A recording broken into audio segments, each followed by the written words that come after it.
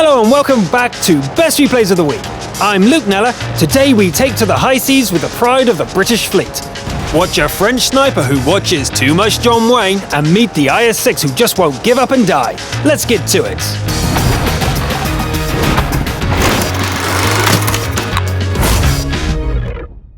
World of Warships is still in closed beta, but you can get a taste of the action with our TOG gun of the week. Pico 33 takes the helm of a tank which handles like a battleship and puts the fear of TOG to his enemies. The battle is fought at Stalingrad on the EU cluster, and there are lots of Tier 6 opponents waiting to be dealt with. Luckily, Pico has a second TOG 2 in his task force. And they're off! The pair of TOGs explode into life, hitting a whopping 14 kilometers an hour at times. The machines steam ahead in close formation, and it's not long before their guns claim the first victim. The squadron mate pushes ahead while Pico stops to deal with a target. 3 rapid shots, and the Panzer IV-H goes down. The squadron mate is engaging a villain who becomes kill number 3. Bringing the TOG about takes time, but when it's done, the 5th kill happens quickly.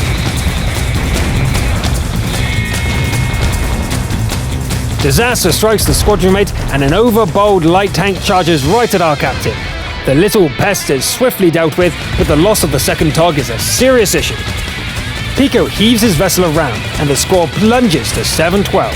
With one player who never connected, it means the fight is 2 versus 8. The capture warning goes off, and the TOG races home with blistering speed. The symbol of the last ally winks out, and Pico is all alone. The HMS TOG 2 versus 8 enemy tanks. Contact!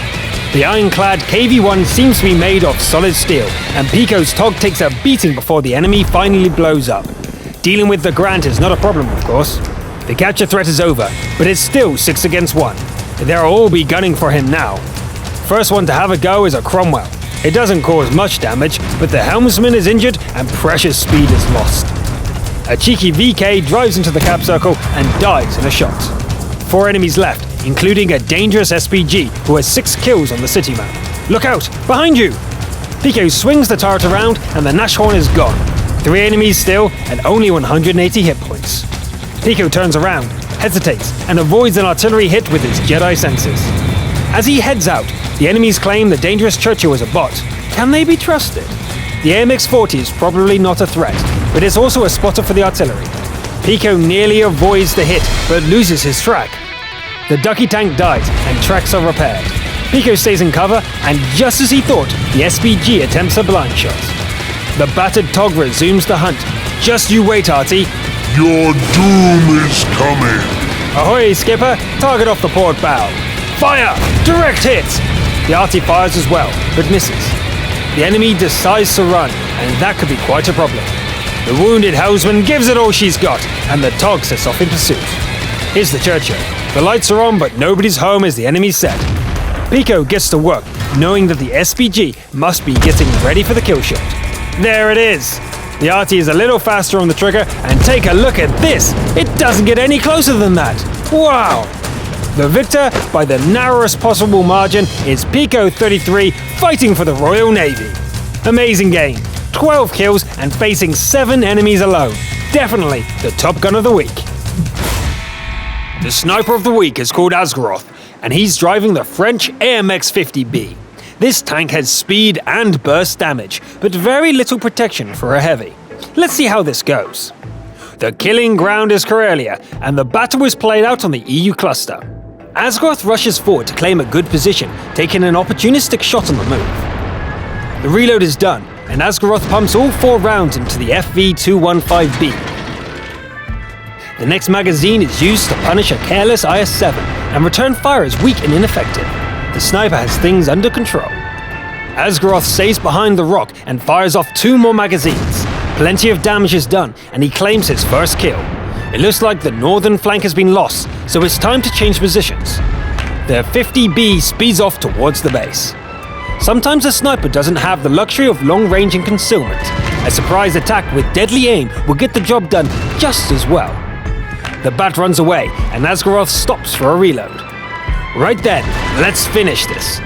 This time the bat has no chance. It does have a friend though, and the AMX takes a shell before Asgaroth can duck back into cover.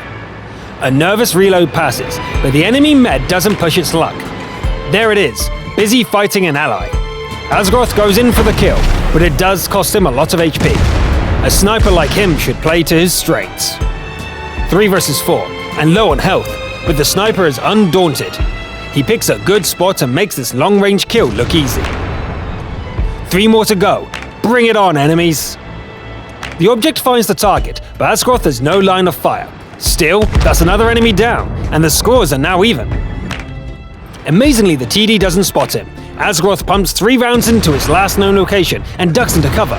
When the enemy is spotted again, we can see that all 3 shells connected. Excellent! The object races back to help, but the French sniper is on a roll. 2 more shots reduce the Waffenträger into scrap metal. The last enemy tries a blind shot and reveals itself. The object waits for the sniper's reload and goes in for the kill. The final showdown happens out of Asgroth's line of fire, but the teammate wins his duel all the same. Victory! Good positional play and bold close-range action when required. Over 10k damage with only a single miss from all those shots. Nice work, sniper. The Tiger 1 is a great tank, but it can be challenging to play. Zaboot puts the accuracy and high rate of fire to good use in this week's Confederate game. The encounter match is played on Prokhorovka, once again on the EU cluster. The Tiger is at the top tier, but so is everybody else apparently. Zaboot heads to the middle and opens up with a couple of deadly accurate shots. It sets the tone for the early part of the match. The Tiger sits in the middle of the map, punishing all enemies who dare come out of hiding. When they insist on charging forward like this, what can you do but kill them? Where do you think you're going, Tiger? The garage, that's where. The way the Tiger is dominating, you'd think it was bullying low-level enemies, but no, they are basically all tier 7 here. Just 3 enemies left now, time to go in and finish the job. 2 more to go, Zaboot makes this all look so easy. He does most of the work, and with a little bit of luck, this would have been a 7-kill Top Gun. That's how Confederate is the MVP. Almost 3 times the damage of the next contender, and a lot of assistance on top. Congratulations.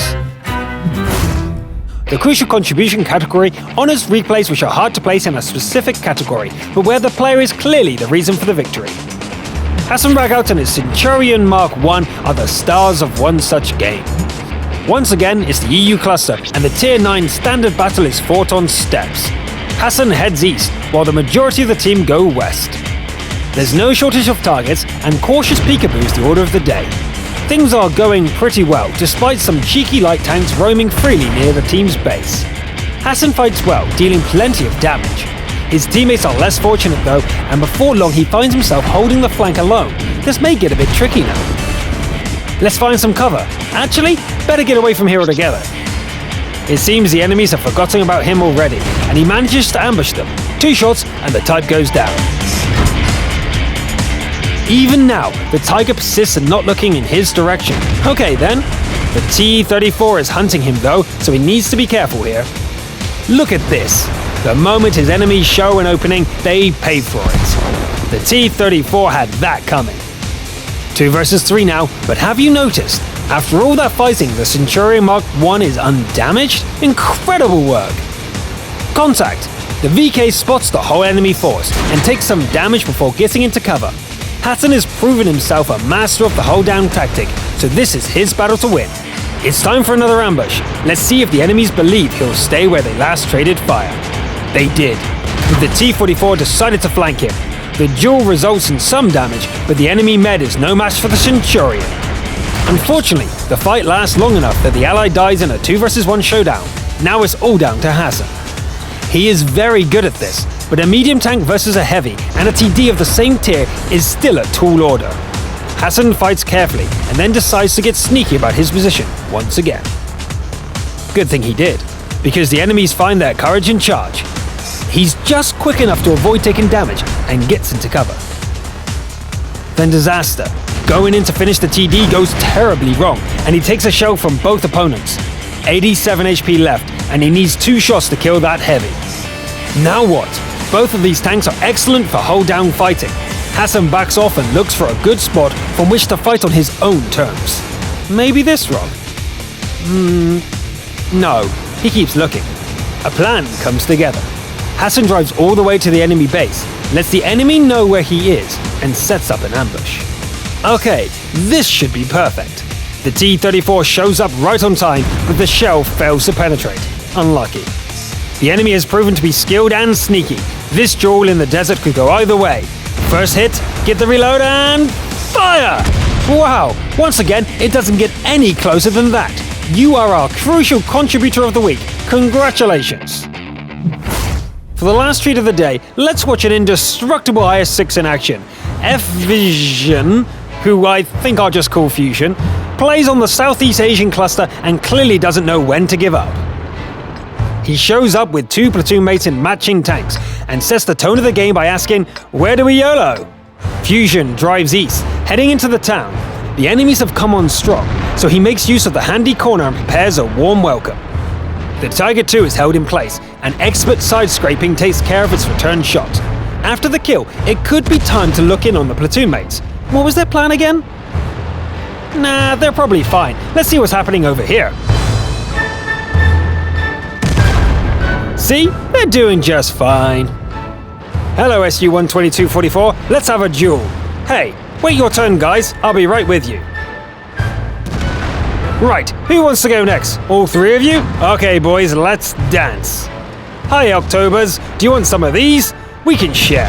An artillery strike holds things up for a moment, but in general, the platoon mates push steadily up the street. Cheers mate, this one was a bit tough to chew through. Also, have you noticed we're the only ones left? And they are. It's 2 versus 5. The siren goes off, and it's easy to decide where to go. Fusion heads straight for the base. The FCM's shot bounces, but the platoon mate blows up behind him.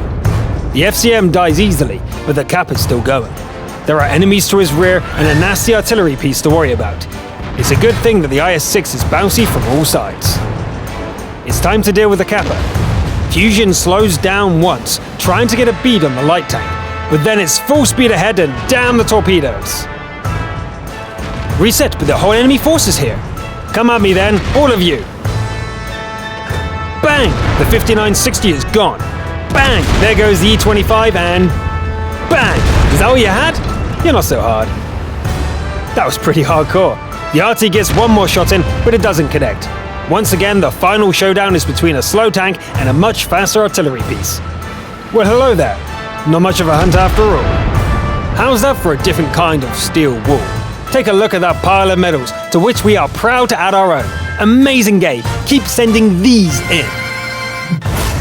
And that's all for today. Thanks for watching, and I hope you had fun. I'm Luke Nella. See you all next time.